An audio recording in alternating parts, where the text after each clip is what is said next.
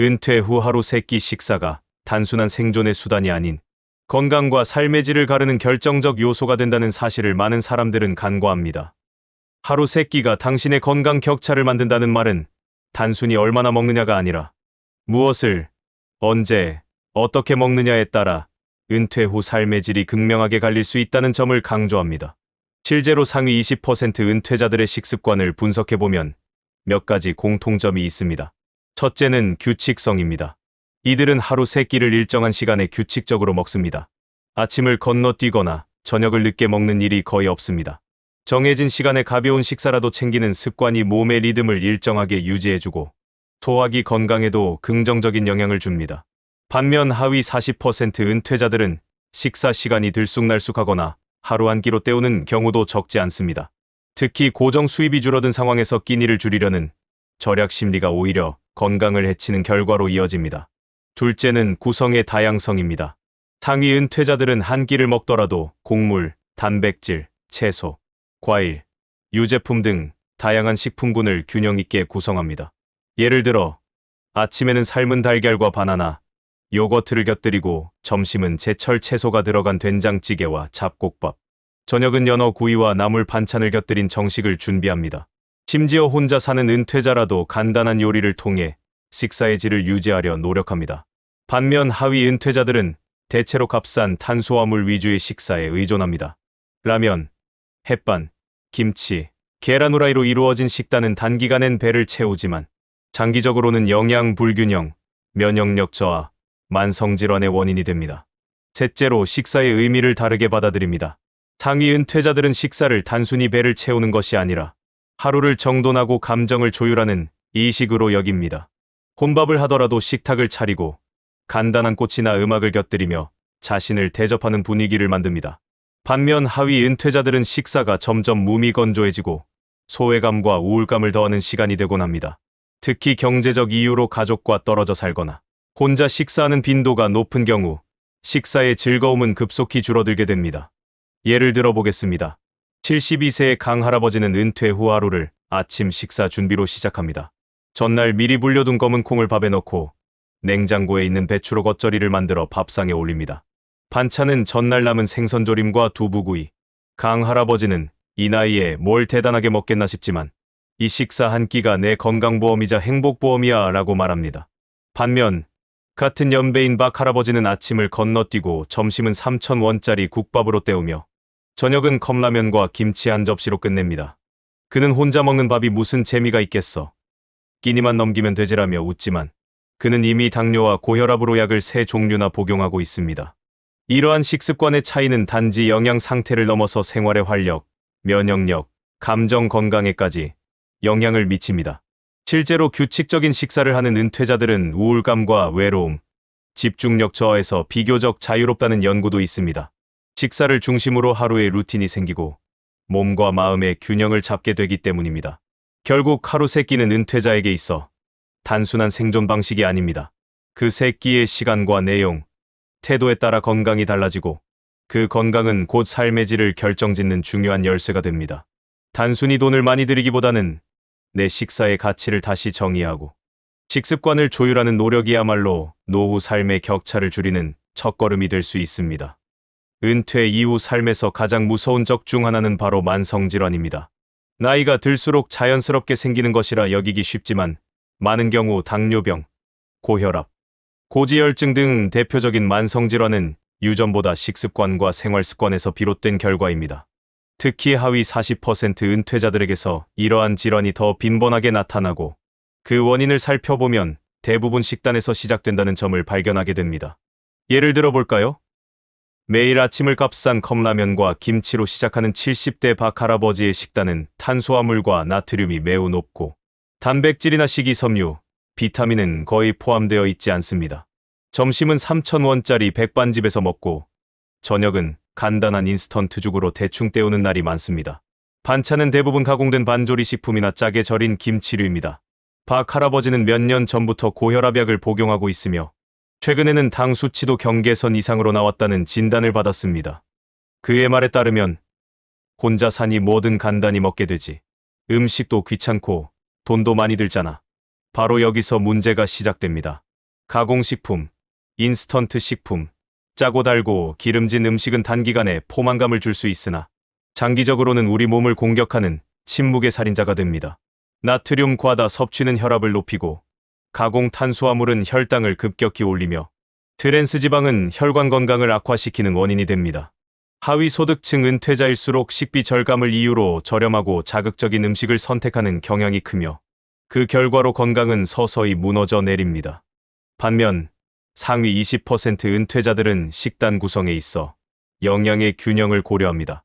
이들은 건강을 유지하는 것이 아니라 투자하는 것이라 여기며 비용이 들더라도 양질의 식품, 재료 본연의 맛, 그리고 조리 방식에 주의를 기울입니다.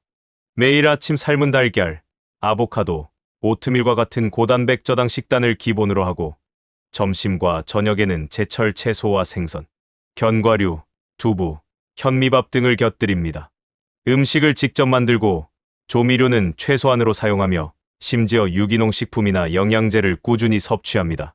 또한 이들은 식사 속도와 식사 환경도 중요하게 생각합니다. 천천히 꼭꼭 씹어 먹고 TV 없이 조용한 식사 환경에서 마음을 다스리며 식사하는 습관을 가집니다. 이런 습관은 소화 기능 개선뿐 아니라 폭식과 혈당 급증을 막는 데에도 큰 도움이 됩니다.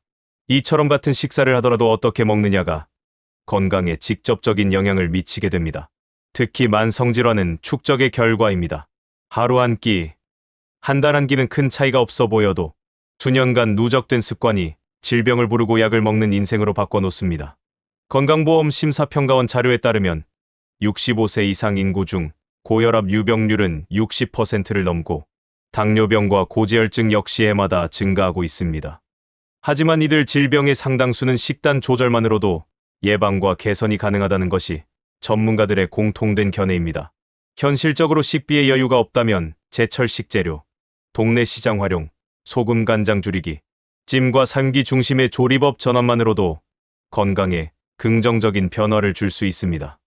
예를 들어 봄철에는 달래, 냉이, 쑥 등 저렴하면서도 영양이 풍부한 제철 나물을 활용할 수 있고 여름에는 가지, 오이, 고구마 순 등을 통해 식이섬유와 수분을 동시에 섭취할 수 있습니다.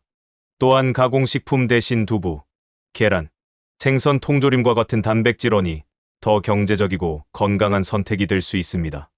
무엇보다 중요한 것은 의식적인 식습관 관리입니다.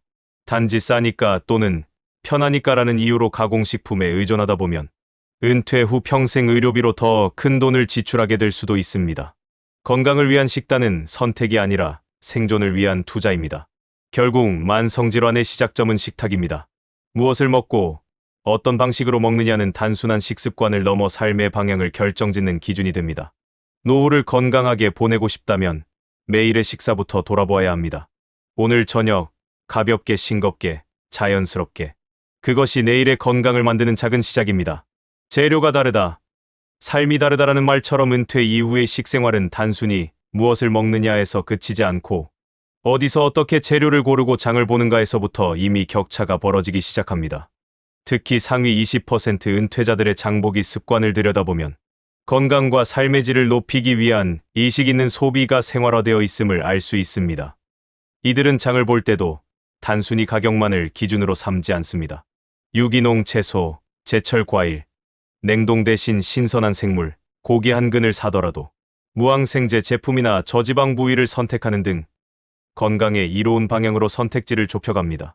이런 습관은 하루아침에 생기는 것이 아니라 꾸준히 내 몸에 들어가는 것에 대한 책임감을 느끼며 살아온 결과입니다.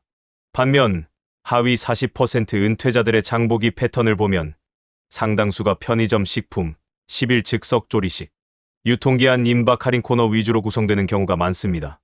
먹고 남기지 않는 것이 중요하다고 생각하며 소포장 제품을 선호하고 가격이 싸고 손질이 필요 없는 가공식품으로 끼니를 때우는 것이 익숙해져 있습니다.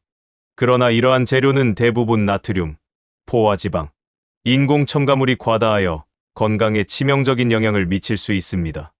예를 들어 상위 은퇴자 김할머니는 매주 수요일마다 동네 로컬 마켓을 방문해 제철 채소를 고르고 생선은 횟집에서 따로 주문하여 손질해 냉동해 둡니다. 그날 먹을 양만큼 계획적으로 소비하고 가공식품은 거의 사지 않습니다. 그녀는 싸다고 아무거나 먹을 순 없어요. 젊을 땐 몰랐는데 지금은 먹은 게 그대로 내 몸이 되더라고요. 라고 말합니다. 실제로 그녀는 만성질환 없이 75세의 나이에도 정기적인 수영과 동호회 활동을 하고 있습니다. 반대로 하위 은퇴자 이 할아버지는 가까운 마트에서 할인 중인 햄, 통조림, 컵라면을 주로 구입합니다. 이유는 간단합니다. 혼자 사니까 반찬 많이 해도 다 못 먹어. 싸게 조금씩 사는 게 낫지.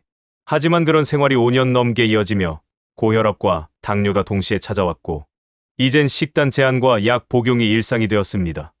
동네 시장과 편의점의 차이는 단순한 쇼핑 환경의 차이가 아닙니다.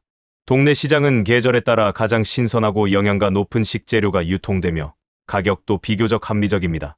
지역에서 자란 식재료를 구입함으로써 로컬 푸드의 신선함과 경제성을 동시에 챙길 수 있습니다. 상위 은퇴자들은 이런 시장에서의 계절 장보기를 하나의 일과로 즐기며 삶의 리듬과 건강을 함께 관리합니다.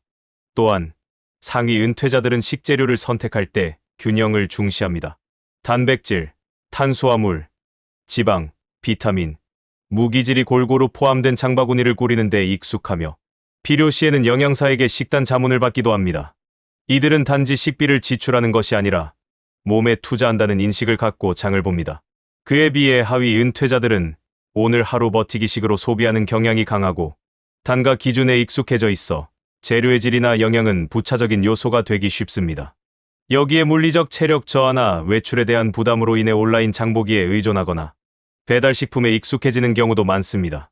하지만 이는 장기적으로 더 높은 의료비 지출로 이어질 수 있습니다. 요약하자면 장보기 하나에도 삶의 질이 갈립니다. 유기농, 제철, 고른 영양소의 재료를 선택하는 습관은 단지 좋은 식사를 위한 수단이 아니라 건강한 몸과 활력 있는 노후를 위한 삶의 설계인 셈입니다. 그래서 오늘 장을 볼 때 조금만 더 신경 써보세요. 어떤 재료를 내 식탁에 올릴 것인지가 결국 어떤 인생을 살아갈지를 결정합니다. 재료가 바뀌면 식사가 바뀌고 식사가 바뀌면 인생이 바뀝니다. 외식도 전략이다라는 말은 단순히 멋스러운 표현이 아니라 은퇴 후 삶의 질을 결정짓는 중요한 현실입니다. 은퇴 이후에도 활기차고 건강한 삶을 사는 사람들의 특징 중 하나는 외식을 단순한 식사가 아니라 사회적 활동과 관계 유지의 수단으로 활용한다는 점입니다. 상위 20% 은퇴자들의 외식 방식은 그 자체로 삶의 태도와 연결되며 하위 40% 은퇴자들과 뚜렷한 차이를 보입니다. 상위 은퇴자들은 외식을 단순한 밖에서 먹는 끼니가 아니라 정서적 만족과 사회적 유대감을 위한 경험으로 인식합니다. 친구들과의 정기적인 식사 모임, 가족들과의 외식 시간, 새로운 음식이나 식당을 경험하며 나누는 대화 등이 삶의 활력을 불어넣습니다. 이들은 한 달에 35회 이상 혹은 주 1회 이상 외식을 하며 그 장소 또한 다양합니다. 단골 맛집, 깔끔한 한식당, 호텔 뷔페나 브런치 카페 등에서 균형 잡힌 식단과 편안한 분위기를 즐깁니다. 비용보다 중요한 것은 누구와 어떤 시간을 보내느냐입니다. 예를 들어 서울에 거주하는 68세 김 여사는 매주 금요일마다 친구들과 점심 모임을 갖습니다. 이 모임은 단순한 식사 자리가 아니라 정보 교류와 정서적 소통의 장이기도 합니다. 김 여사는 밥이 중요한 게 아니라 사람과의 대화, 살아있다는 느낌이라고 말합니다. 그녀는 맛있고 건강한 음식이 있는 곳이라면 거리가 멀어도 마다하지 않습니다. 이러한 외식은 그녀의 우울증 예방과 인지, 기능 유지에도 도움이 됩니다. 반면 하위 은퇴자들은 외식 자체를 부담스럽거나 낭비라고 느끼는 경우가 많습니다. 식비를 줄이기 위해 외식을 거의 하지 않거나 하더라도 3천만 5천 원대 백반집이나 노인복지관 식당을 이용합니다. 이 경우 외식은 사회적 경험이 아닌 최소한의 생존형 끼니가 되며 음식의 질이나 대화의 여유, 정서적 만족도 현저히 낮아지게 됩니다.